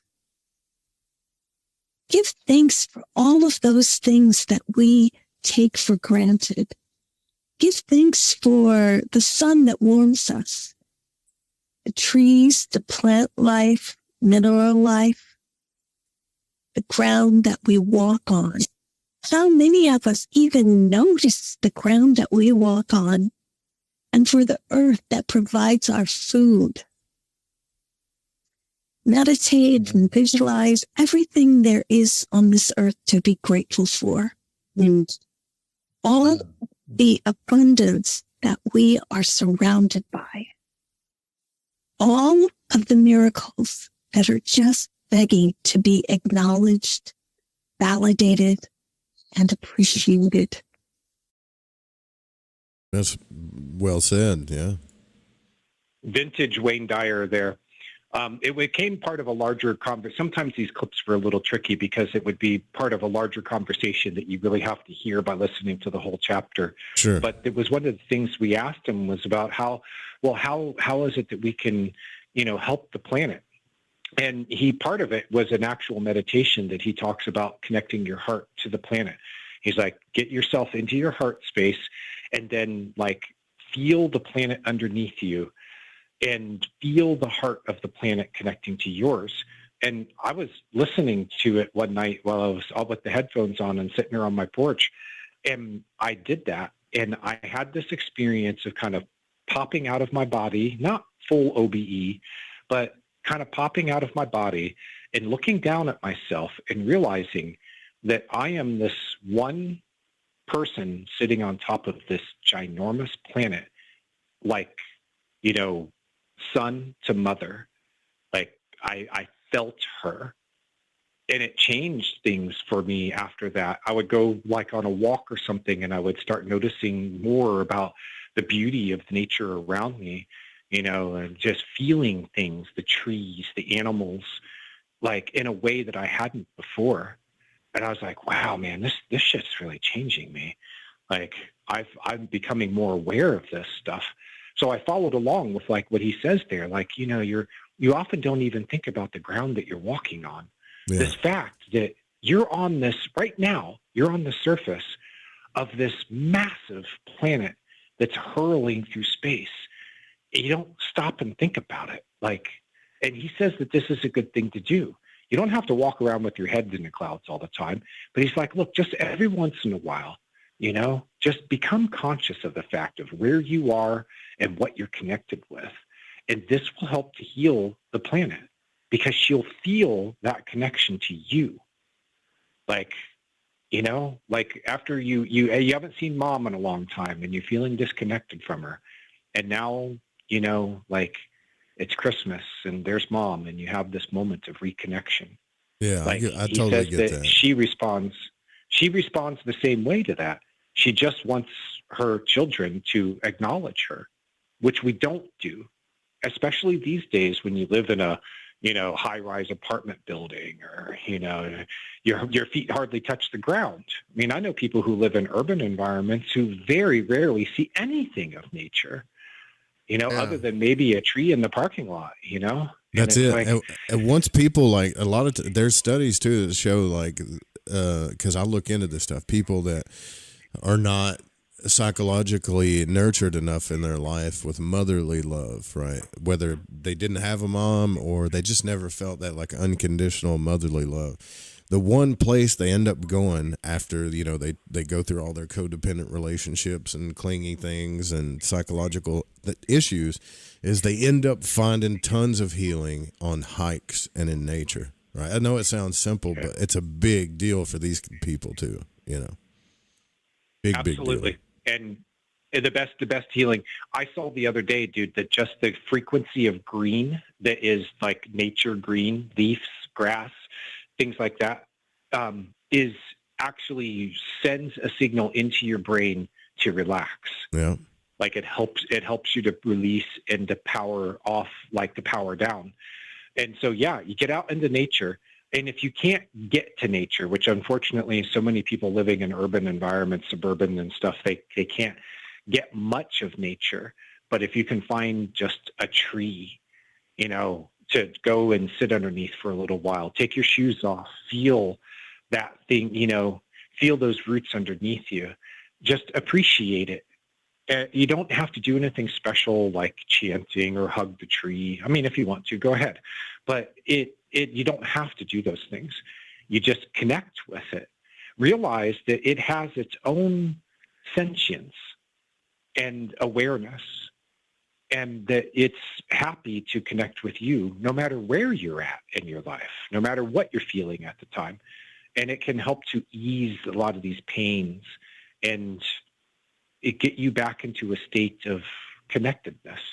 I've seen roots grow around things, JM, before they like digging before. I've seen roots grow around things before they even touch them. Like an obstacle, a root will grow towards, I don't know, maybe it's a concrete obstacle or something in the ground that it can't keep growing, and it'll go around it before it even touches it. It doesn't have eyes. So how does it know that it's there? Right. How does it know that it's there if it hasn't actually reached it yet? Exactly. Yeah. So that makes you, this is, I know that it is for people who aren't in the right mindset about this, that they get caught up in this idea that, that the world is just a big rock hurtling through, everything is random, life is accidental, there's nothing more to it than just what we can describe through the physics of our, the science of our physics. But it turns out that we've been on a wrong path with our understanding, the way that we've approached understanding the world and reality. We did it through Newtonian physics, which breaks everything down to sort of mathematical relationships. And there's a guy named Stuart Kaufman, and I mentioned this in one of the podcast episodes, which is, by the way, Channeled Messages of Hope. And I have it hosted at captivate.fm. So it's messages-of-hope.captivate.fm, so that you don't have to hear all the commercials like, on YouTube and stuff. But anyway, one of the things that have come out from this, that they've, is that there's the science that we've devised breaks down the world into cause and effect, into mathematical equations But this guy, Stuart Kaufman, is a biologist out of the University of Pennsylvania, and he said, we've got it all wrong because life is not quantifiable in that way. It's a self-organizing, unpredictable system. So if we want to understand reality, Joe, what do we study? We study life. Yeah. Ecology. Now, we put physics at the top of the heap because it helps us to build machines, right? We're fascinated with our technology and with our machines. Hey, look what we've built, you know, and it has its place. I mean, that's part of it, but we've almost like we worship it now by elevating it to this, you know, think about all those people who are so high on Elon Musk, you know, and because he builds this fabulous technology and they think that he's just the cat's meow, you know, and it's like, well, no, actually, if we really had reality in the way that it really is, the people we would be revering would be the people who can tell us the most about life and about nature.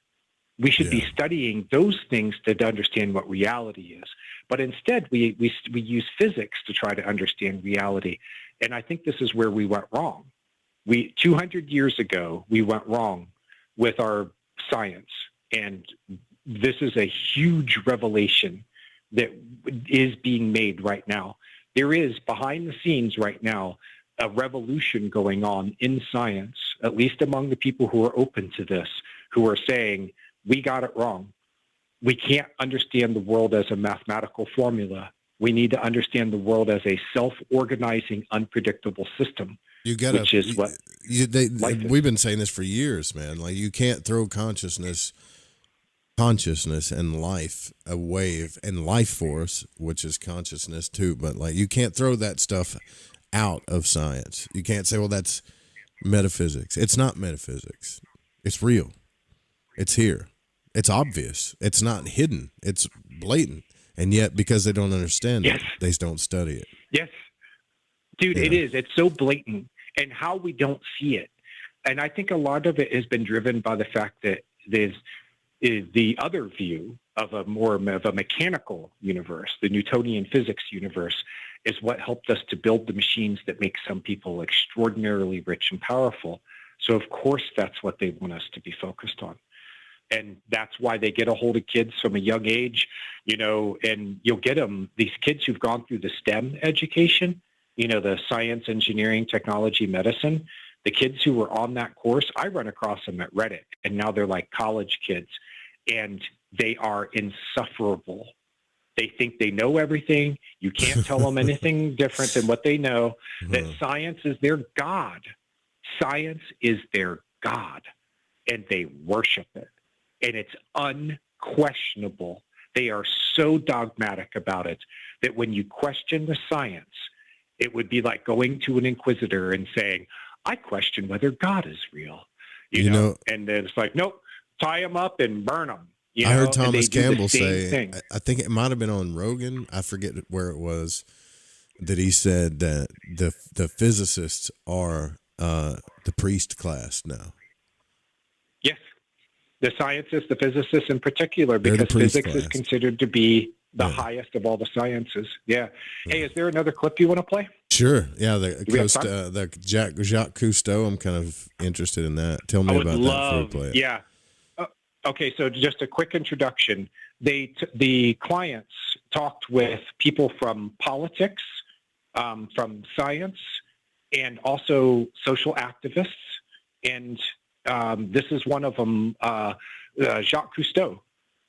He has extraordinary messages, but one of them was what I thought, which I chose for your audience and for us to talk about tonight, was his planning. He is actually planning his next incarnation, and he talks in this clip about what he wants to do with his next life. So go ahead and roll. All right, so here's the channeled Jacques Cousteau. Do you have plans to incarnate again? If so, what would you like to accomplish? I do not think it is very only if I come back in the body, and I will take over doing what I did when I left in the body.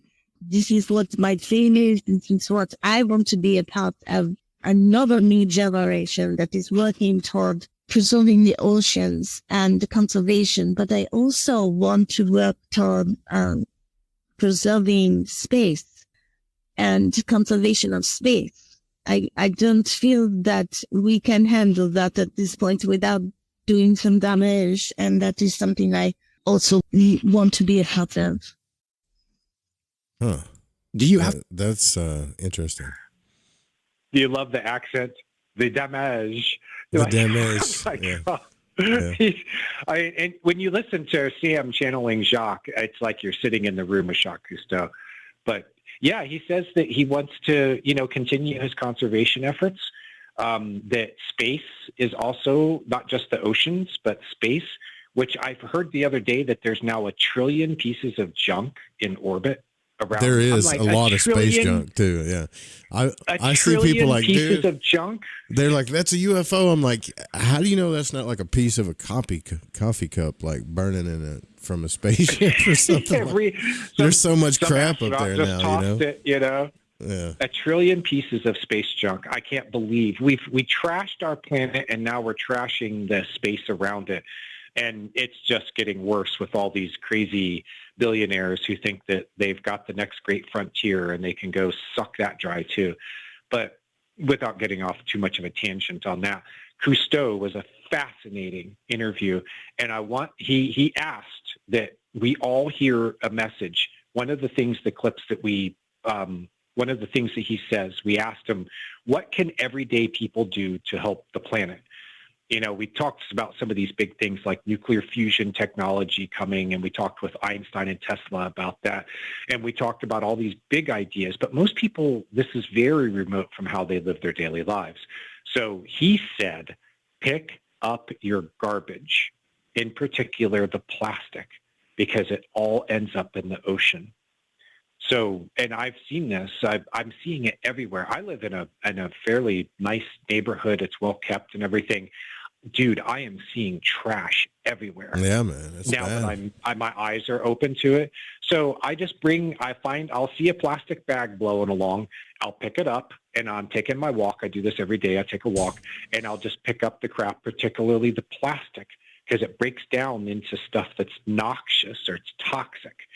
And the oceans are full of this stuff now, and they're finding it. I mean, did you read the thing they said that they're finding in autopsies up to a tablespoon of plastic bits in people's brains? Yeah, man. It's causing all kinds of havoc in our bodies now. Like, I don't know why we think like if we trash the earth, it's not going to affect our bodies. It directly affects our bodies. So yeah, it's directly. Yeah. Yeah, it's bad right now. Really bad. I mean, they said, I'm not even an environmentalist. I'm not the plant a tree guy, but I think it's gotten to the point where like it's obvious. We got to get rid of that stuff, dude. We got to come up with something different, or at least pick up your crap, Even here in Arkansas, I'll go down roads that are like those adopted highways that are still well taken care of. There's crews that clean them up. And in between the times they're not cleaned up, people are just throwing crap out the window, man. They're just tossing it out the window, and it's crazy to me. Yeah, I've seen that too. And the carelessness and it's not just careless, but callousness that they're doing it, and it just trashes our environment. And this is a matter of survival now. I mean, our children will not survive this if we don't do something about it now. It's not just about all the toxins and the trash. We talked with a lot of scientists about the warming that's going on the planet, and they are saying that we're not going to meet the Paris Agreement goal, which was supposed to limit greenhouse gas emissions, that those goals have already been shattered. In fact, they told us this 2 years before it became official. There was a guy named Charles Keeling, who was a famous or Stephen Schneider. We talked to both of them, but it was Schneider who told us in 2023 that we were not going to meet the Paris Agreement limits on warming that was set out for 2030. He said, we've already exceeded it. And this is a big thing in climate science. They said that we want to be under 1.5 degrees Celsius of warming from pre-industrial era if we want to be able to avoid some of the worst case climate scenarios for warming. He said in 2023 that we had already exceeded it. It became official when the paper was published in 2025 in the journal Nature, one of the biggest scientific journals out there, most respected journals. He saw this from the other side 2 years before it became official. So they've told us, they made very clear that if we don't if we don't do something about the runaway emissions and warming, that we're going to face a catastrophe that is beyond our ability to even imagine at this point. But he also said that if we can start limiting those emissions now and really get serious about it, and there are countries that are really serious. In Europe, they're really taking this seriously. And China now is starting to really take it seriously. He said that there's a possibility. China, don't you think? I mean, they're on a mass conversion. They're on a mass conversion to clean energy over there. They're building gigawatts of like every day of new solar capacity going in over there. They're crushing the rest of the world as far as their rapid It's rapidly, changing over there because they're bringing these clean technologies to the fore. And you know how else they're killing us? And I say us, that's the U.S., is with fusion technology. Well, let's look into these clips because we got about 5 minutes left, man, and I don't want to get going down the global warming road too much. Let's see. All right, play the Einstein clip about nuclear fusion. Okay. This is a very important one. Yeah, play that. It's a little longer clip. It's going to take about a minute and a half. Gotcha. Here we go. Nuclear energy is on the precipice of creating a new way to release energy that is not radioactive. Nuclear fusion, you receive more energy from fusion than is put into the act of fusion. So if you have two hydrogen atoms that become one, they can become helium, which is non-radioactive, releasing energy. That is what scientists are working on. And this is something that I am working very closely with scientists, physicists on this project.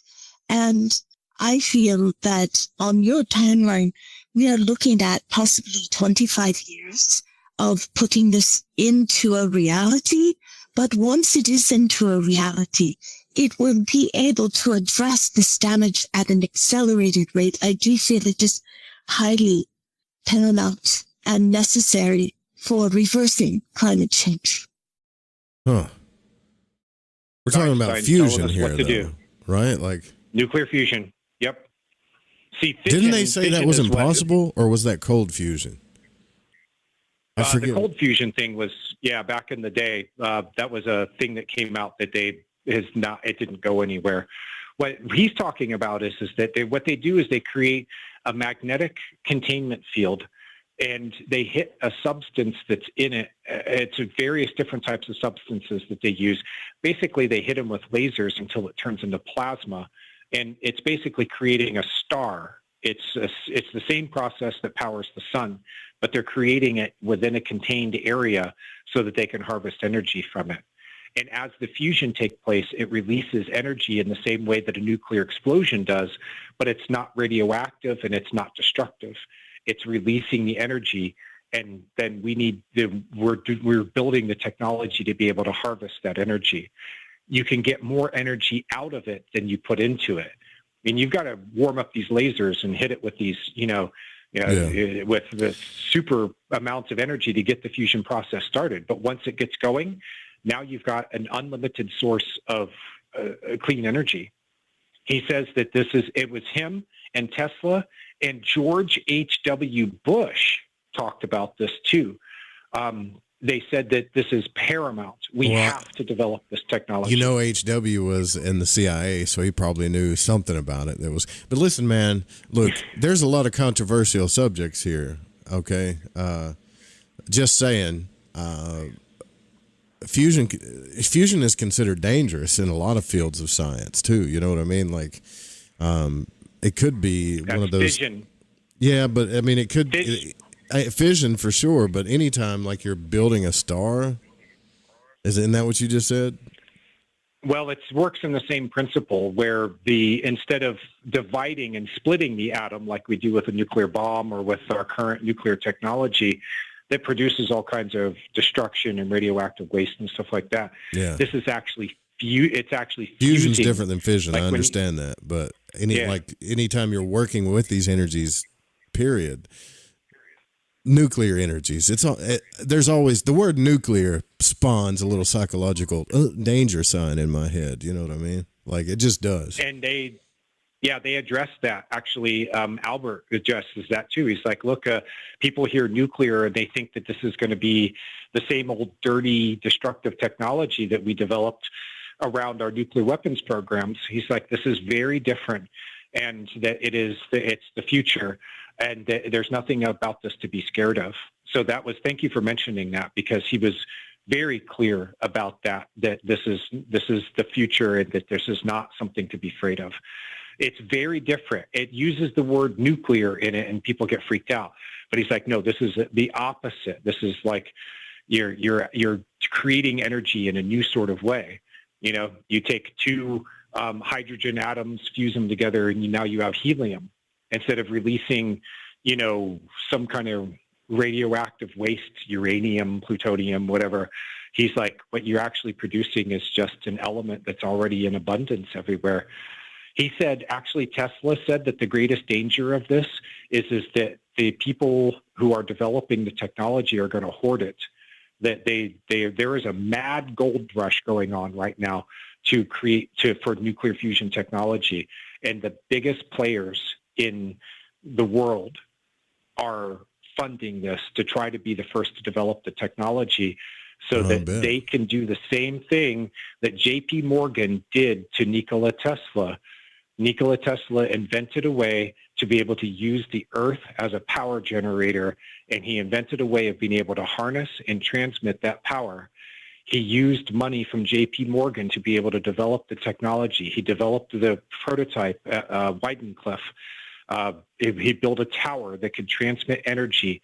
He proved that it could be done. They burnt it to the ground. Yeah, dude. I mean, come on, man. This isn't a surprise. The greed is and monopoly type greedy people like that have been around since the beginning of time. And anytime we take a step forward on this planet, whether it's through consciousness or life or anything like that, if they can't monetize it or if it's going to hurt their business, they destroy it. And it's always been that way until we stop it. We have to stop it. Like we're not going to sit around and someone's going to change it. There's no hero coming to change it. We have to stop it, Yeah. Yeah. And how we've got the only thing I can think of that might be able to face up against that, because their power is almost absolute at this point, is through help from the other side. And I've been waiting for them to tell me, well, how do you take down the energy companies that are backed by intelligence services and have all the money and all the power and can destroy people who stand in there, try to oppose them? How do we as individuals do anything about that, especially when we don't have a political system that's responding to us? That's where Teddy Roosevelt said, we need a third political party. And that's one of the clips on there that I gave you. I don't know if we have time to play it, but no, we're out of time. It is high time. I do think it's high time for a third political party in this country. I mean, we're already over time. So if you can, I know there's a couple of people that are interested in listening to your podcast. So if you can, tell us where they can, one more time, where they can go find it, where they can listen to the show and all of that. I would love that. And this is really helping because the clients are wanting to see some movement on this. They're investing a lot of resources into this, and they're trusting me as the project leader. So I thank everyone for listening and, liking, subscribing, all that. So cmoh.show is at YouTube, and you can catch the first 6 episodes there. We have 7 of them out. The last video is being put together right now. But there is a delay because we have to have the videos created after I create the podcast. So if you just put in Channeled Messages of Hope and the narrator is John Thomas. So that might be a name that comes up with it if you just do a search. But we're on all the platforms, the Apples, the Amazons, the Spotifys. You just put in Channeled Messages of Hope. And I've been testing it out lately, and now that we've got a footprint out there, the search engines are picking us up. And when you put in Channeled Messages of Hope, it pops right up. But you might need to put in John Thomas along with it to be able to get on certain platforms that haven't really indexed us for search yet. But messages-of-hope at captivate.fm. So, and we're paying for the podcast hosting. If Spotify is bombarding you with ads or whatever, which happens to be sometimes, where I'm like, I get sick of listening to these ads. Yeah. We're paying for the podcast hosting so that you can download and stream right off of our platform at captivate.fm. Awesome. Thanks, JM. Can't wait to have you back on the show. We can talk some more dream stuff, whatever you want to do. But, I support what you're doing in the movement of consciousness and everything that you're doing. And I can do, like I said, I can hear your passion about this. And for those of you that are interested, please go support JM and what they're doing. And thanks again, brother, for coming on the broadcast. It's a good one. Thanks for giving me the chance to connect with your people and to play those clips. It was awesome, dude. And thanks for being you, Joe. This has been, we always have these great conversations, and we can go far and wide, and we always end up coming back to something that's, I think we're doing a lot of good just by, chatting it up. Yeah, for sure. And people want to listen. It's freaking awesome. So thank you, man. I really do appreciate it. Yeah, you're very welcome. And all right, you guys, we're out of here. We're going to get out of here. Good night, y'all. Take care of yourselves and take care of each other. See you next week right here.